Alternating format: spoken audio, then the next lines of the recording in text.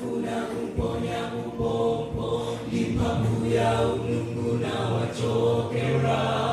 panyanja dalile analeta chimpepo nalamula na mondwe bata nangabwanji munda wa Getsemani mambu yake inalikuti kerengati Nazareti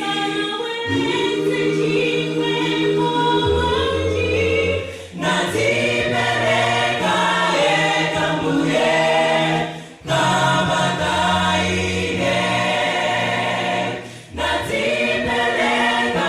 yekambuye kama kaine